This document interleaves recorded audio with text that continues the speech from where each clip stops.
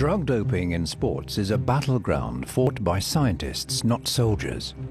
Leading the battle for those who believe that sporting events must be clean of doping is medical professor Arne Ljungqvist.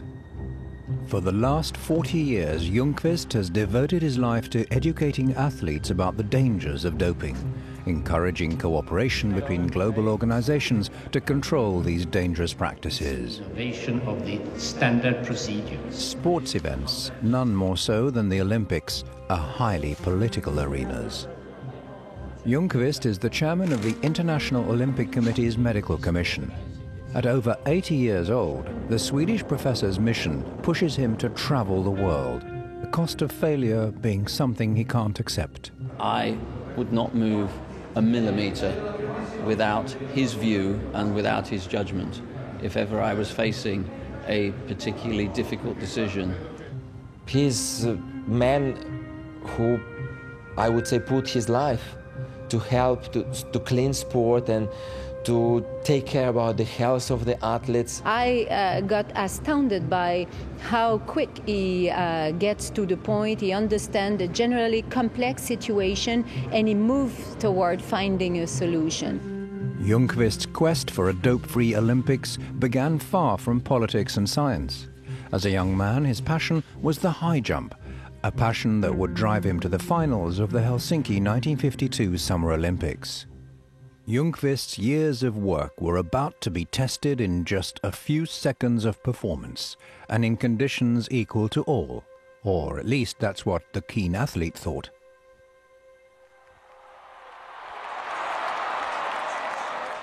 In the 1950s, athletes weren't allowed to move the weighted balls that acted as their run-up markers while competing. And the third attempt, I was, of course, very nervous. It was the last attempt. I had the wrong approach, but I tried again, and it was a complete failure, and I was out. Later on, I got the explanation. The Norwegian Leirud had moved my ball, believing that it was his, by mistake, of course. So I had the complete wrong approach. And that's still a difficult memory for me, but such things happen. A knee injury was to put an end to Arne Ljungqvist's career in athletics, whereupon he took up medical studies that kept him away from the sporting world. Cycling has a long history with performance drugs, and at the 1960s Rome Olympics, its use was highlighted in the worst possible way. In front of the TV cameras, Danish cyclist Knud Enemark Jensen collapsed and later died in hospital. A post-mortem revealed Jensen's coach had been giving him performance-enhancing amphetamine. In the early 70s, Professor Ljungqvist returns to the sports movement.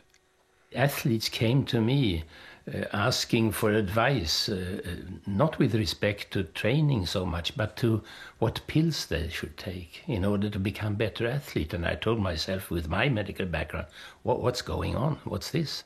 Ljungqvist, by now a Swedish sports official, began to see what was really going on. The use of anabolic steroids was now widespread, but as chairman of the Swedish Sports Federation, his new anti-doping program attracted a surprisingly hostile reception. The result of this was that the Swedish national athletic team wanted to throw me out because they felt that I was working against them and not giving them the same opportunity as their fellow competitors in other parts of the world to perform well. And I told myself that if that is I became angry, of course, and a little scared, I must say, of the attitude. And also told myself that if that is the attitude of the Swedish national team, then it is a confirmation that something needs to be done. His passion attracted international attention. Recruited by the International Athletes Association's Federation, the IAAF, he set up a global anti-doping program with doping experts Manfred Donnecker and Arnold Beckett. What the team are unaware of is that the battle is about to take a frightening new direction. The Olympics has always drawn comparison between nations, not just individuals. During the Cold War of the 1970s, Eastern Germany decided that the best way to attain international recognition and respect was to beat its politically opposed nations on the field of sport. Communism would triumph over democracy. And they told themselves the athletics and swimming are the two major sports in Summer Olympic Games. And where would our program be most successful? Well, on women. Because the little blue pill, anabolic steroid, has a stronger effect on women than men.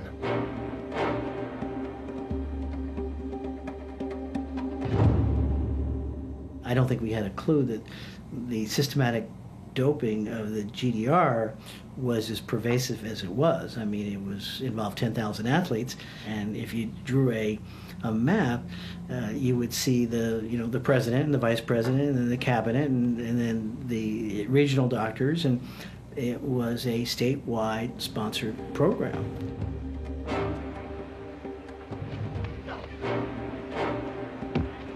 Pole vaulter Sergei Bubka, repeatedly voted the world's foremost athlete, felt he needed to be a very different kind of role model.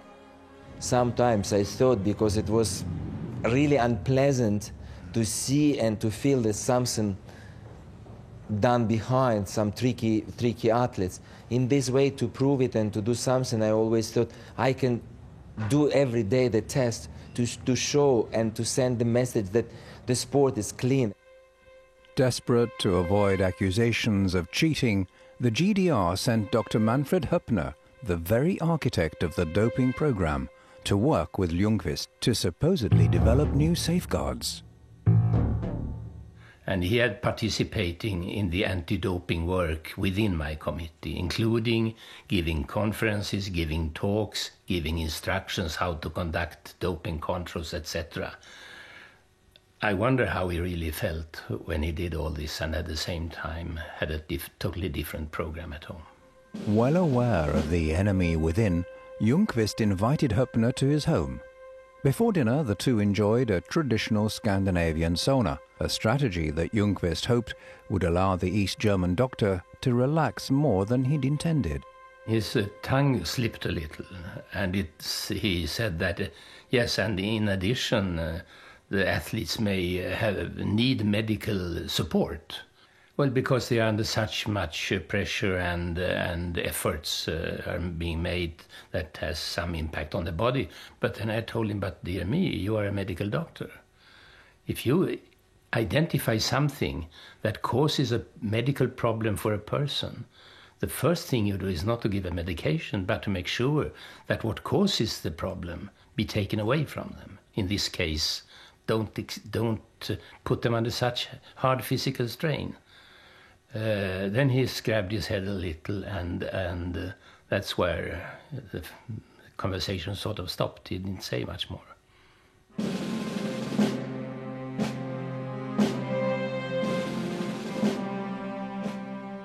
Was a success story in a sense, but at high costs, and the victims was the young generation of the country. That is, to me, cynical. The Berlin Wall falls and the entire doping experiment is exposed with a judicial aftermath overviewed by the author of the book Faust Gold. Several of the athletes involved didn't dare participate. Others gave very moving, indeed shocking, accounts of their experiences. The most extreme of which was given by Andreas Krieger, formerly known as a shot putter Heidi Krieger. She came forward now as a he and testified and went before the judge and handed the judge two pictures. One of her as an athlete in the GDR, and then one today of him because she had crossed over and said, "This is what your doctors did to me." Just before the story and Dr. Höppner's involvement go public, he feels the need to make an important phone call. He gave me two reasons why he called me. One was that I was his chairman, and the second one was that he confessed that the only time he questioned himself what he was actually doing was during our conversation in the sauna some time earlier. Doping on a state-approved scale has never been repeated, but with each incident, the sports regulators have been challenged to further define what they expect of athletes. For sprinter Linda Haglund, at the center of Sweden's first steroid doping case, her claim that she thought pills her coach had given her were B vitamins was not seen as a defense. An international sports tribunal judged that even if true, acquitting Haglund would absolve her and therefore other athletes of responsibility for their actions. Without this sense of personal responsibility, anti-doping measures could never succeed.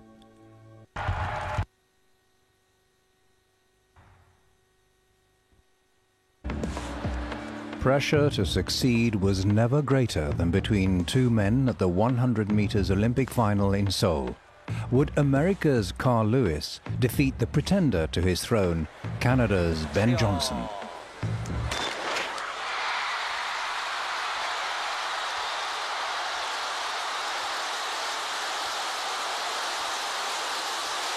Canadian Ben Johnson won, spectacularly breaking the world record and becoming the world's fastest man.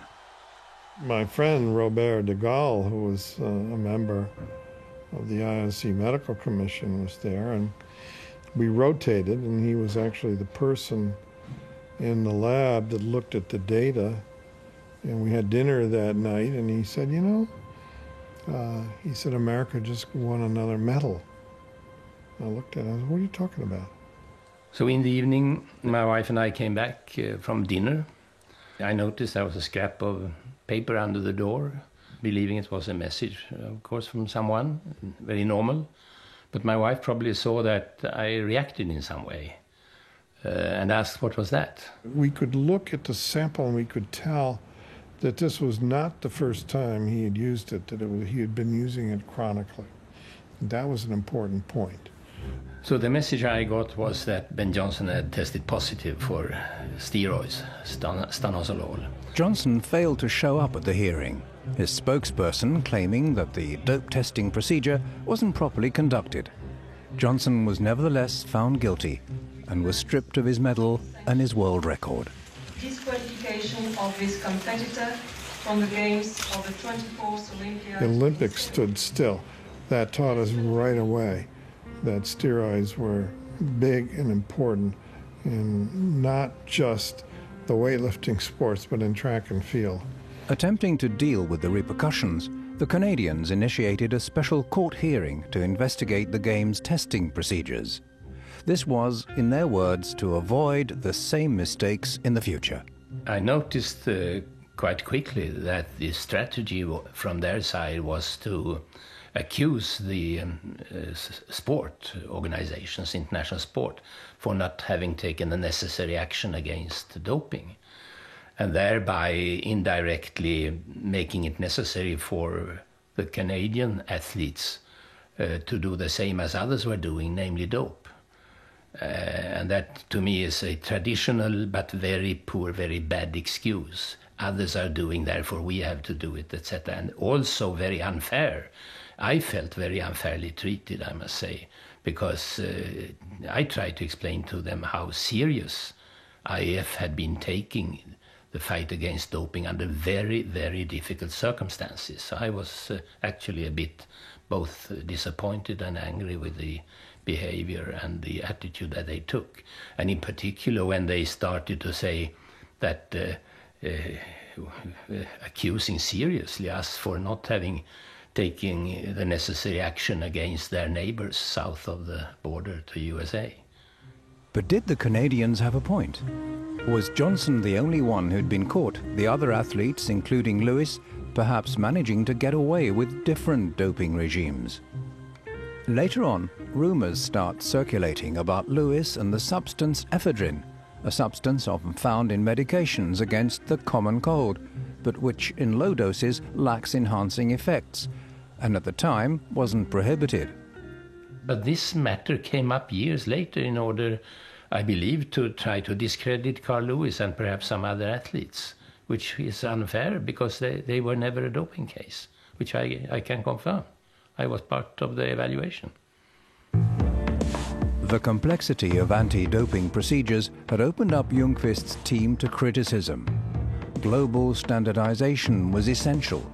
So the International Olympic Committee, supported by the IAAF, brought together a range of sport and government representatives to create WADA, the World Anti-Doping Agency. Today, its headquarters are to be found in Montreal.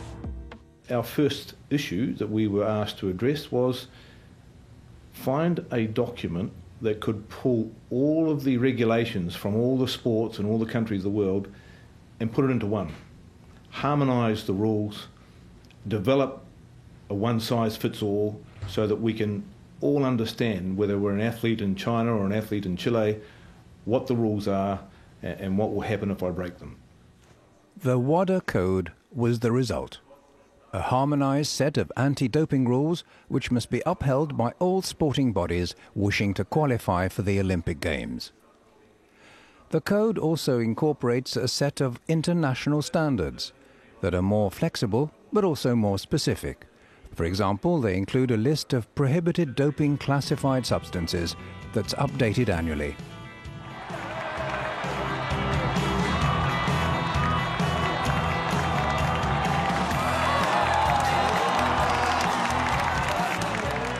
Writing the WADA code is one thing. Administering it is another.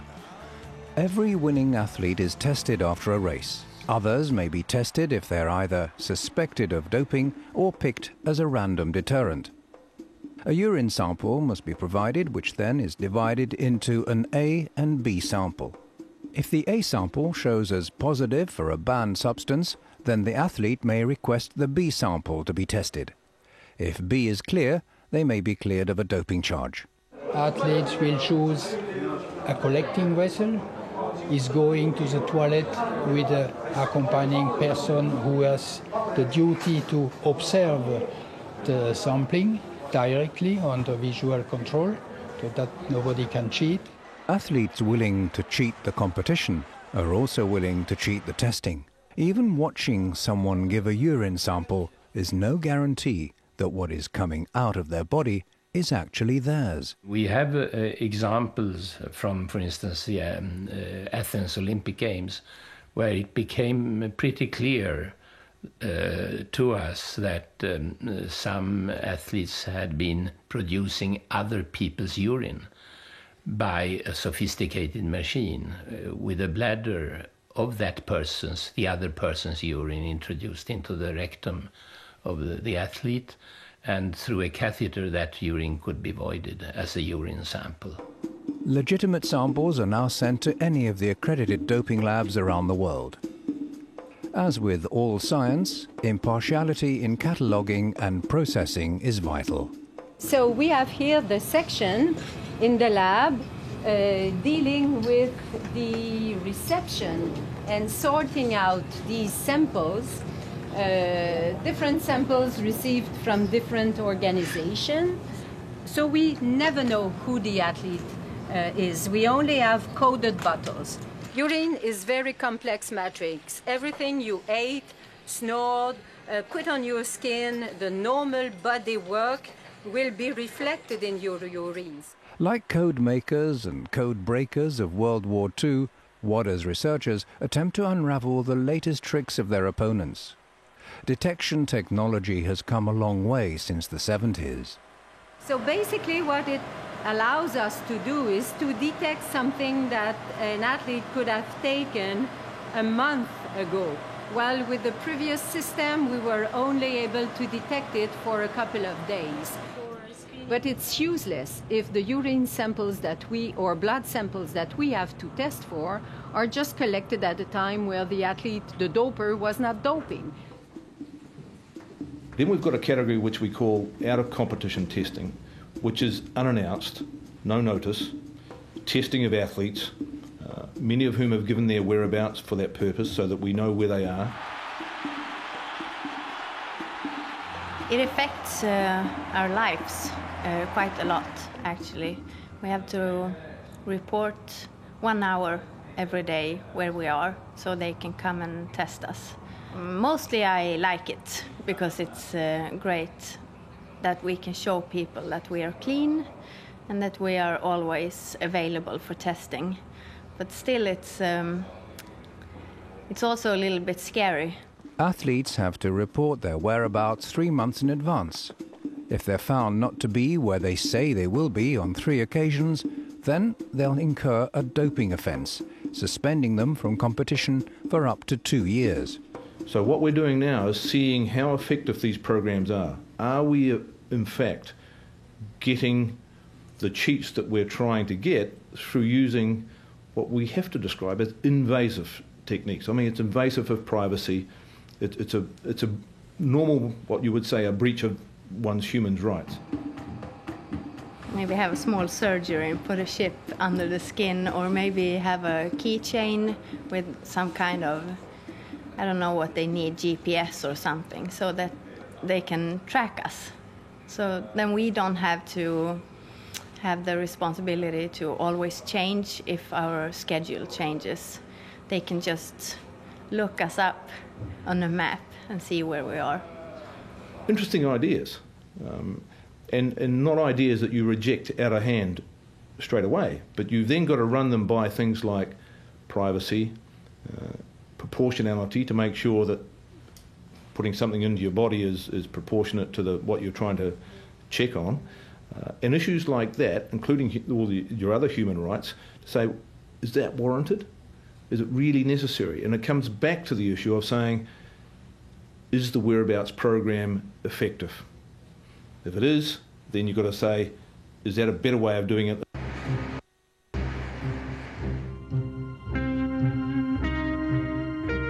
A few days before the start of the World Championships in athletics in Paris in 2003, I was already in Paris. I got a telephone call from the chief of the United States Anti-Doping Agency.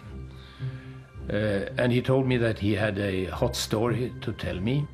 What Ljungqvist was about to hear would become the biggest American doping scandal in history. In San Francisco, IRS Special Agent Jeff Nowitzki was investigating a potential tax offense committed by Balco, the Bay Area Laboratory Cooperative, and its founder, Victor Conte. Nowitzki had been pursuing Balco for quite some time. When he noticed an unusually large number of top athletes on Balco's client list, his suspicions were heightened further. He intensified his search, even rifling through the lab's garbage at night for answers. Jeff would call me and he'd say, well, I have something here called, and I'll spell it because I can't pronounce it, ERYTHR, erythropoietin. Ah, okay. And I told him, I said, well, he said, why do athletes use it? Well, that's a drug that they use to enhance their performance. And at that point, he connected, and he really understood that he was into a drugs and sport issue. But what Don Catlin had never expected was receiving a sample of a drug from Balco that neither he nor anyone else knew existed. It had been sent anonymously by sprint coach Trevor Graham.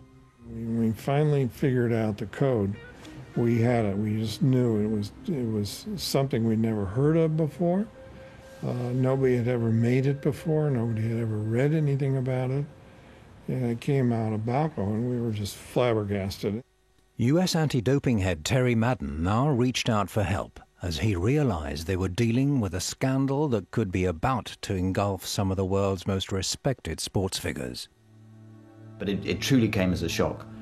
He talked about designer steroids, US athletes, international athletes being involved, and the need to go out and test a number of international athletes immediately. The wish expressed to me was that we, unlike the normal procedure at the time, should keep all the samples for a prolonged time in order to make it possible to analyze for this particular substance that had been spread around the world, and the World Championship was an ideal occasion for making such new analysis.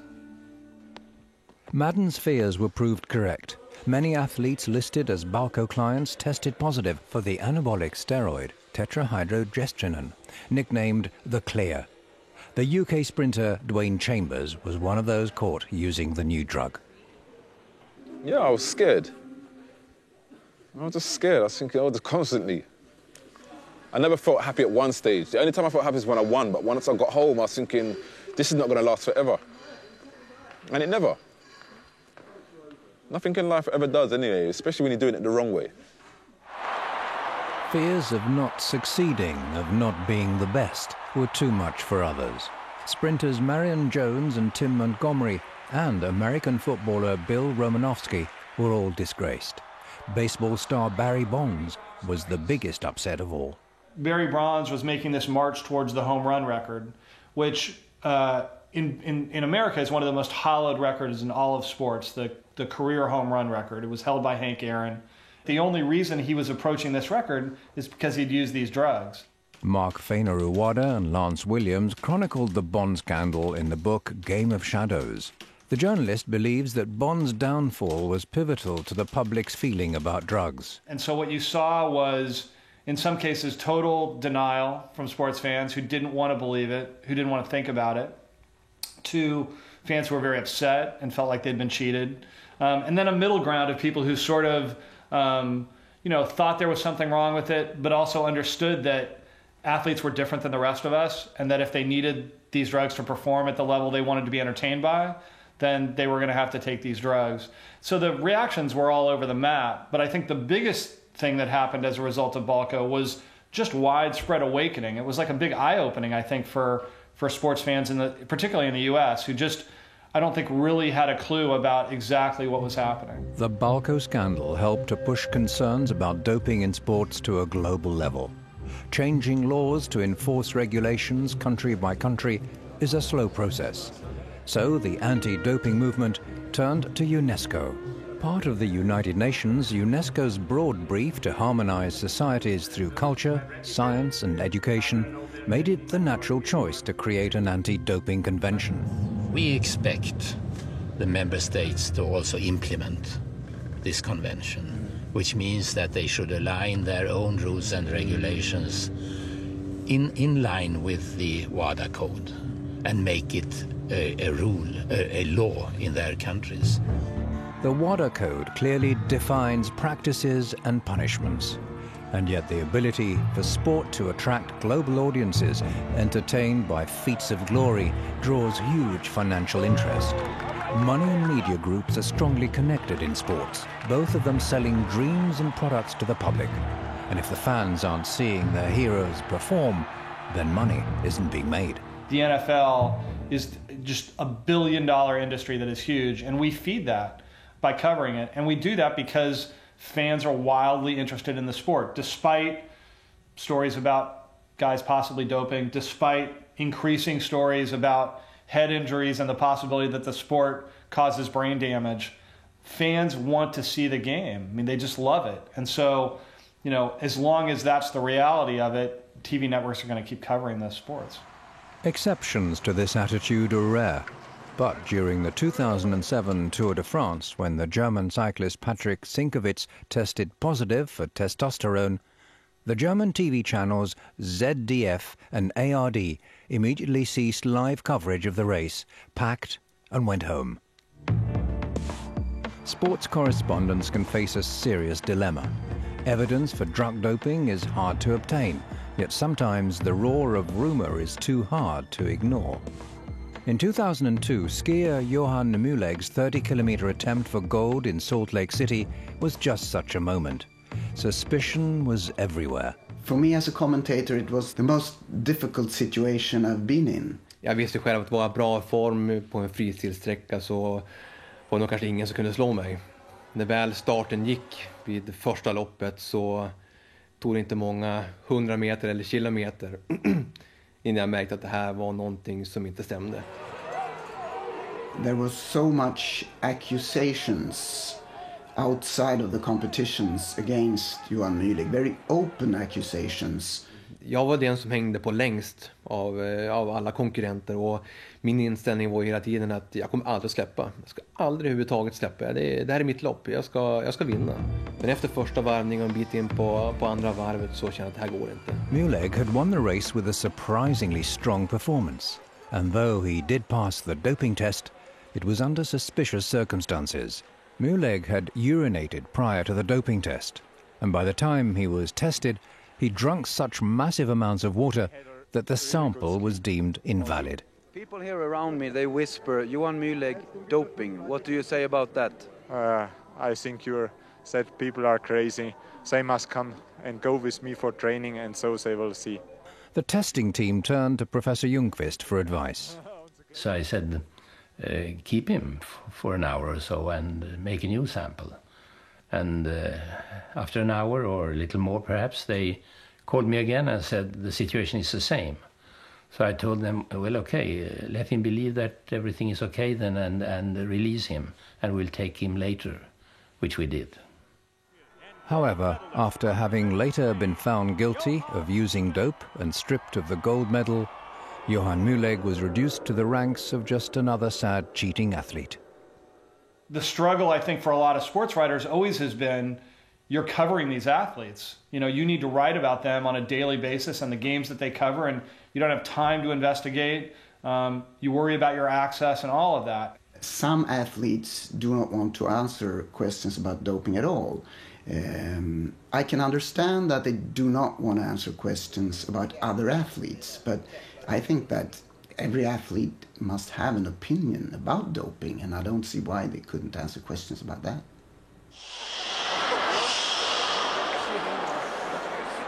You know, there's a phrase in baseball, what happens in the clubhouse stays in the clubhouse. And I think that's true in all of these sort of, particularly in the professional world, but even in the Olympic world.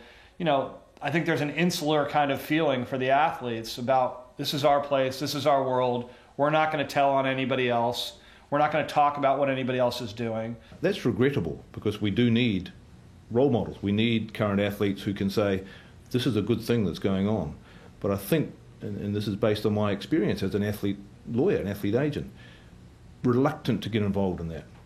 Leave that to the agent, or leave that to the coach. I'll do my job, let them do that sort of work. It's only when someone is testing positive, then you can talk about it, but it's not... I don't know why people are so scared of talking about it. If you're clean, it's not a problem. If the athlete dopes and is caught doping, the athlete gets sanctioned. What about the coach? What about the lawyer? What about the trainer? Do they get sanctioned? And they are probably equally to blame in terms of either persuading the athlete or suggesting, and yet they're not being penalised in the same fashion. That's something that must be addressed, because it's unfair on the athlete, and it's certainly not fair on the other coaches. So we need to work out a way in where governments can do something about that. And what we've got to try to do is protect the clean athlete, the good guy. Min känsla var ju efter det mästerskapet, varför ska jag lägga ner den här tiden? Det finns ju ingen anledning. Jag visste att jag hade bland de bästa, liksom, den bästa fysiken, och gjorde jag allting rätt så var det få som skulle slå mig. Men här hade inte en skuggan av chans. Those who are arguing the strongest for very tough penalties is the athletes themselves. And I understand it, because it's a way of rob athletes who are clean from glory and even money. I mean, today an Olympic gold medal is worth a lot.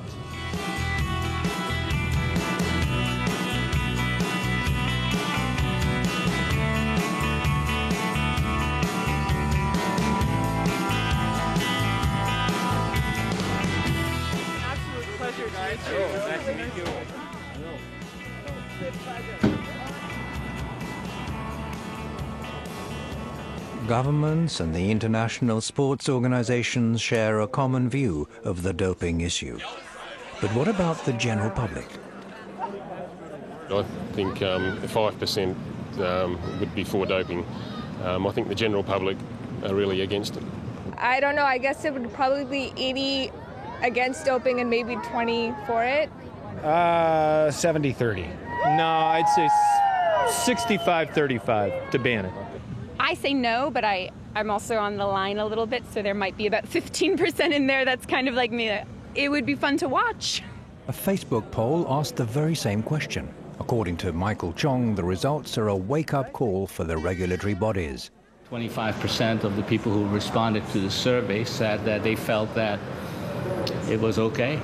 And I call that approval creep, because essentially it's slowly going to go into the direction where 75% of the audience will think it's perfectly fine. We're probably a few years away from that, but I think that sports authorities should just give up the fight.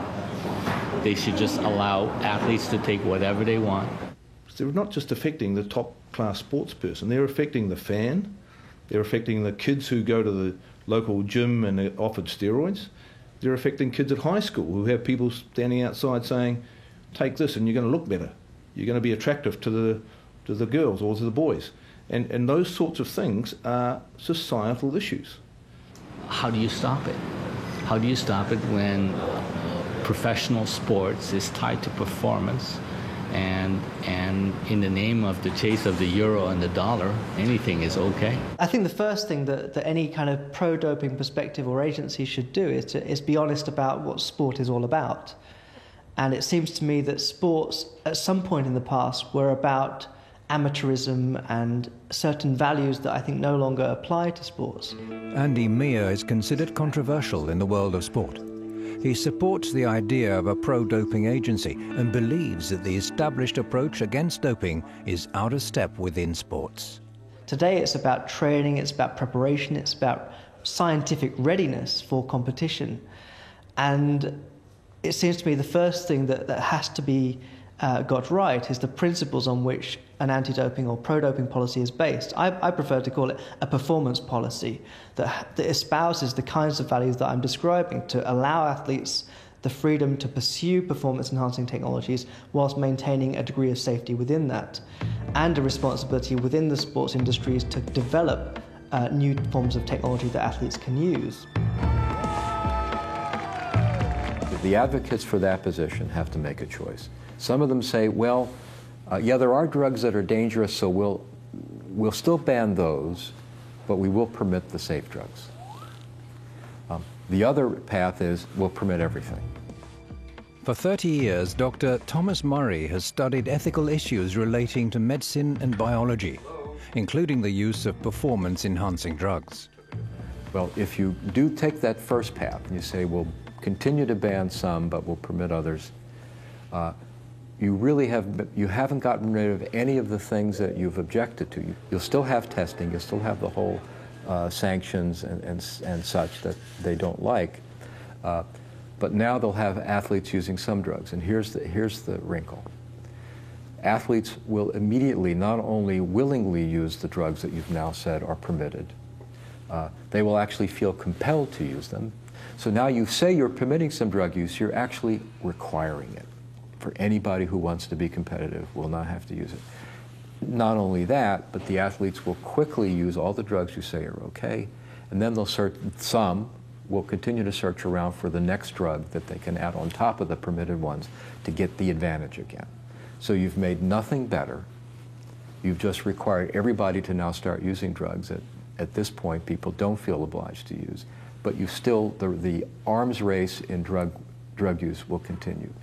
If you permit all drugs to be used, then you've just opened the door for everything. And I predict a rolling public health catastrophe. The adverse effects of medication abuse in enhancing purpose, in particular current anabolic steroids, are well known. Aggression, suicidal thoughts, circulatory issues, and sexual dysfunction are just some of the dangers. But as new, untested substances are developed to feed athletes' hunger for success, the risks to health are even greater. So people must be aware that what is put on the market, nobody knows if this is pure, but nobody knows what it can do. There was often no clinical studies, no toxicology. We don't know if that cannot have a serious health effect eventually. So all of this is really like going back 500 years ago when snake oil was there, and we can cure this. It's the same thing. Well, look, I think the challenges that we are facing are challenges that are being faced in other parts of society. Money, bad guys, sport in general is being attacked by the criminal underworld. The anti-doping movement is part of that attack in terms of both the black market for pharmaceutical products, the provision of steroids, which in some countries is legal. Those are big, big societal issues. It's not supported by anything in terms of medical ethics or sports ethics, and WADA, composed by political authorities, by sports authorities, don't accept doping. It must be done away with, and that's what we are working for. The question why athletes resort to doping is easy to answer. It's simply a shortcut to riches and fame, rewards that are just too tempting to resist. Some believe that life suspension after just one offence would be the ultimate deterrent. So I think once they know that there could be a possibility of being banned for life, that will stop a lot of athletes from taking those chances. But sports physiologist Michael Tonkanogi has another view on the issue. If you have poverty, if you have social prerequisites, the criminality will be there. It's the same thing with the doping. I'm originally from Soviet Union. It was a very tough system with many things that were forbidden. But people always break rules. People always break laws.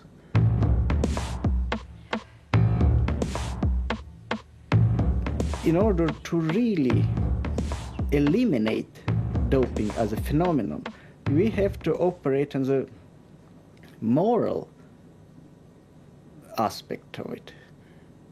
It should simply make it absolutely disgusting for people. It should be absolutely not acceptable. And I think to use doping, it's like to compete with 5-year-old kids. You know you can beat them every one, but how fun is it?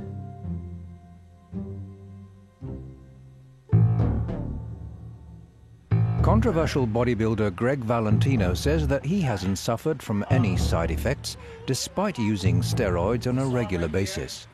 Today, Valentino's clean, but remembers how his path to drugs began. You know, I'd have some young kid come up to me in a gym, start talking to me about lifting weights. I would show him how to work out. 6 months later, he's bigger than me. I knew what he was doing, and I felt like I deserved a chance to try him. I was getting older. I felt I wasn't recuperating well from my workouts as much, so I started taking steroids. And from the moment I took them, from the very first time I took them, I just felt like, wow, these things really do work. See, these are my babies right here. Kids today, they see these athletes, they want to be bigger, they want to run faster, they want to do all this stuff, so they want to look for that shortcut. What can I take that'll make me hit balls like Barry Bonds? I heard he's taking steroids. Where can I get those? Because they want it now. So if you have a young kid, 16, 17, 18 years old, and he starts taking steroids, when he goes off, he's screwed because it shuts down his own body from producing that testosterone. Now he needs it. You know what I mean? So therefore, therein lies the real problem. And we live in a society, monkey see, monkey do, right? Meaning you see these athletes taking them, you know, and so it's kind of a yin-yang thing. And the more the media hypes it up and points the fingers, the more they're making kids go, wow, you know?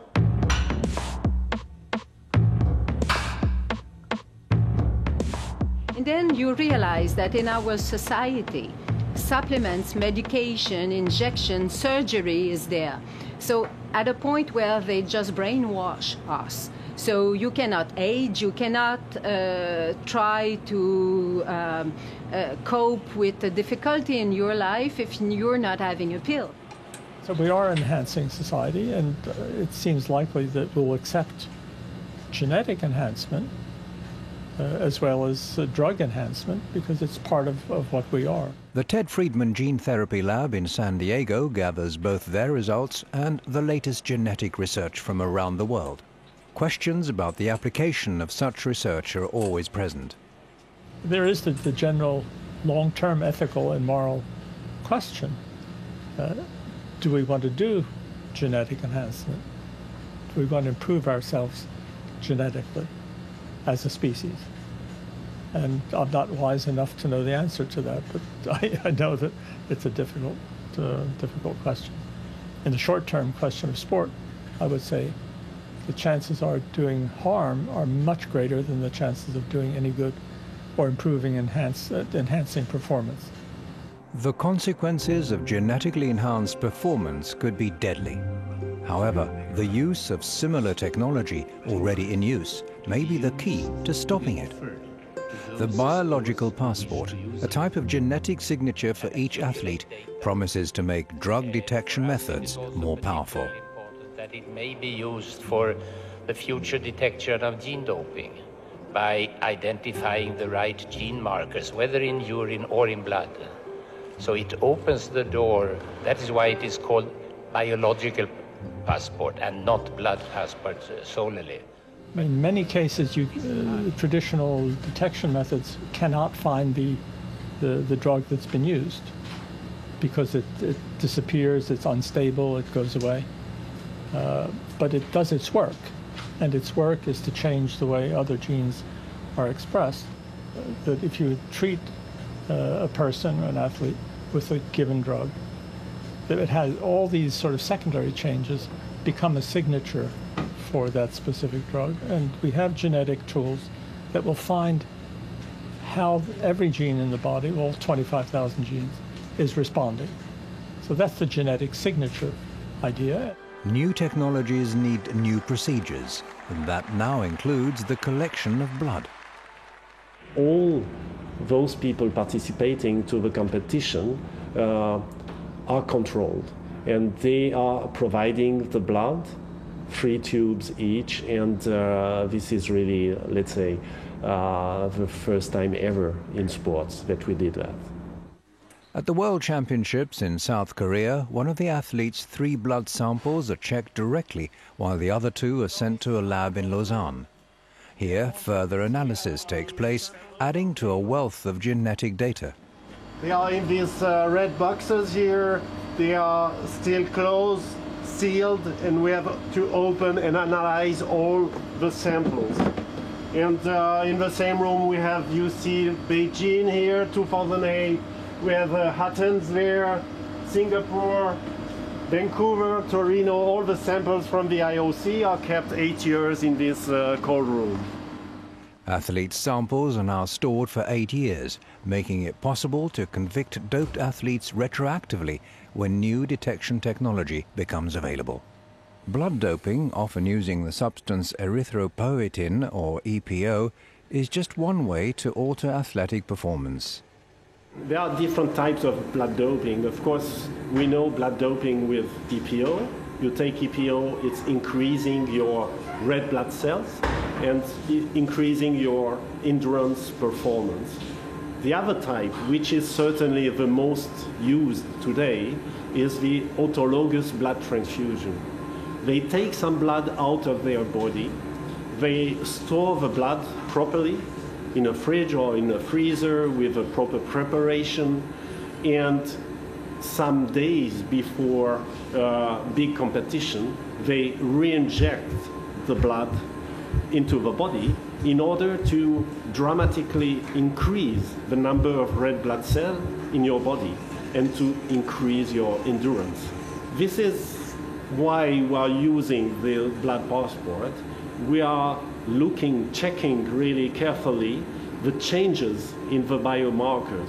When you re-inject blood in your body, you will increase the hemoglobin, you will increase the mass of red blood cells. And this, the biological passport is able to see this evolution. It would be more and more difficult for the athletes to trick, because this biological image, this biological fingerprint of the manipulation, it's difficult to hide, in fact. First of all, to use medications and medical treatment on healthy athletes and healthy people is against a basic principle of medical ethics. There should always be a medical indication. Secondly, and we're more related to sport, we are doing the anti-doping work in order to protect the integrity of sport and make sure that all those many athletes, which is the majority who do not wish to dope, should not be forced to compete against those who dope and thereby cheating the others.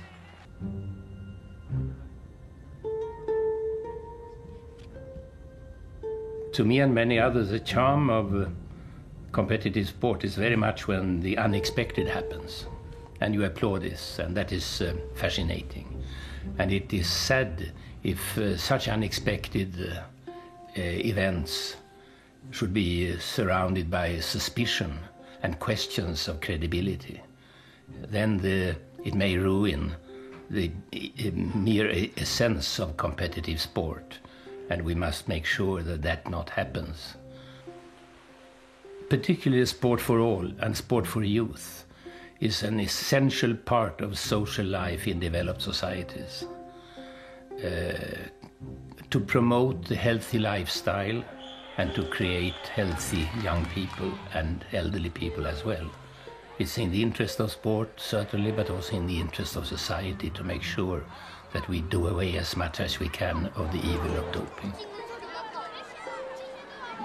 Their parents come and they say, oh, when they look at you, they jump all over the house, you know, trying to imitate you. So it's a nice compliment. And what I want to say to them is that they should always follow their dreams, because dreams do come true, but it takes a lot of work, but at the end, everything is worth it. Well, I'll definitely tell them to keep on working hard, staying focused, and just really enjoying any sport they do. I do track and field, but they should enjoy any sport they do, and just to stay focused and to work hard, keep just enjoying the sport, because it's all about hard work and determination. And first of all, I will suggest them to be fair in front of them. Of course, do not to eat drugs, because it wouldn't help them perform better or to be the best, because even if they cheat the people, first of all, they cheat themselves. To the kids, I would say that hard work always pays off, and making or taking shortcuts always comes back to hurt you. So I know for me, when I won my world title, knowing I was clean, it's a different feeling, I think, than when you've done something and you know you've cheated. So just always work hard, and if it doesn't happen right away, it doesn't mean it's not going to happen. Just keep working at it.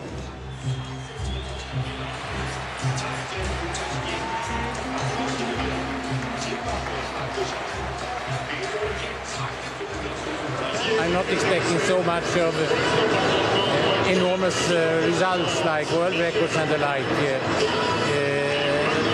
That did not happen in Berlin 2 years ago, will probably not happen here, and I believe part of the reason is that we have cleaned up the sport. The Olympic Games in London are just around the corner. The organisation and Sebastian Coe are prepared, with a clear standpoint to uphold and defend the work that has been done. That sport has to be seen to be open, free and fair, underpinned by the confidence of the athletes and the sporting authorities, and fundamentally that if you don't achieve that, then you lose the confidence of the most important people that are actually sitting in the stadiums. When looking back, it's become a matter for even UNESCO, United Nations, American president have given statements on this, and that's not something that I had expected, if I may say so, or thought of even when I was part of the start already 40 years ago. Excellent, merci beaucoup. Beaucoup de monde, voilà.